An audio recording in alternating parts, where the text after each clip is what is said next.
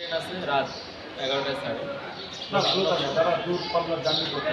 তো মূলত আমি মনে করেন এখন কক্সবাজার যাব, কক্সবাজারে যাব। এখান থেকে ঢাকা যেতে হবে, ঢাকা থেকে আবার ঢাকা থেকে ব্রেক জার্নি। হ্যাঁ, ব্রেক জার্নিটা ঢাকা বিমানবন্দরে নাকি আপনার ঢাকা কমলাপুর কমলাপুর থেকে ব্রেক জার্নি হবে। তো অর্থাৎ আপনার যাচ্ছে মোট 3টা ট্রেন, তাই তো? ঠিক আছে। একটা হচ্ছে আপনার জাহানাবাদ এক্সপ্রেস সকাল 6টা, 9টা হচ্ছে চিত্রা এক্সপ্রেস এবং সুন্দরবন এক্সপ্রেস 9টা 45 রাত।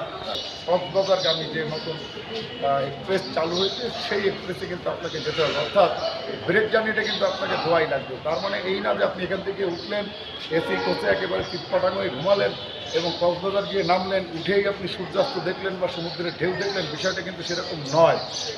আসলে জার্নি অনেক লং জার্নি এবং বেশ কমফর্টেবল হলেও বর্তমান বাংলাদেশ রেলের যে পরিস্থিতি, বিশেষ করে এটা কিন্তু আমাদের পার্শ্ববর্তী রাষ্ট্রের কথা যদি বলি, যে কলকাতা, সেই কলকাতার যে লোকাল, বিশ্বাস করবেন না, যখন আমরা বসিরহাট থেকে উঠতাম একটা লোকাল ট্রেনের গতি 105 কিলো উঠে ঘন্টায়, অথচ ওদের 2 কিলোমিটার 1.5 কিলোমিটার 2.5 কিলোমিটার অন্তর অন্তর স্টেশন।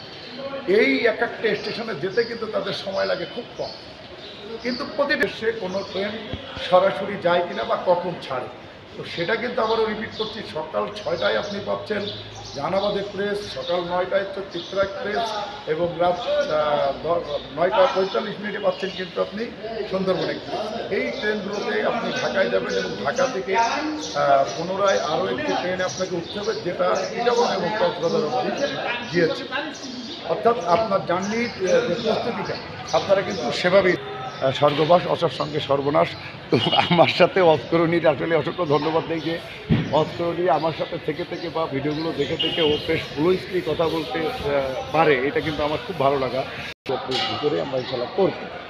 তো অবশ্যই আমরা আমাদের কলিগদের সাথে আলোচনা করব কীভাবে আমরা খুলনা বিভাগের আমাদের যে জাতীয় দৈনিক মানবাধিকার প্রতিদিনের যে কার্যক্রম সেটি আমরা পরিচালনা করব। তো ভালো থাকুন, সুস্থ থাকুন, আবারও দেখা হবে আপনাদের সাথে। ততক্ষণ আল্লাহ হাফেজ। ওখানে ভয় আমি তো বুঝলাম না, আমি তো স্টেশনে একটা লাইভ দিচ্ছি ট্রেনের সময়সূচি নিয়ে, আমি তো আসতে পার কাজে, তাই কি বলে তো দাঁড়া 2 মিনিট, তা 2 মিনিট দাঁড়া, 2 মিনিট দাঁড়া, সমস্যা কি? আইসি দাদার সাথে সাথে ফোন দিতে হবে, তার সাথে সাথে সব করতে হবে। বলছি না এগুলো চেঞ্জ করবি, এগুলো চেঞ্জ করতে বলছি না।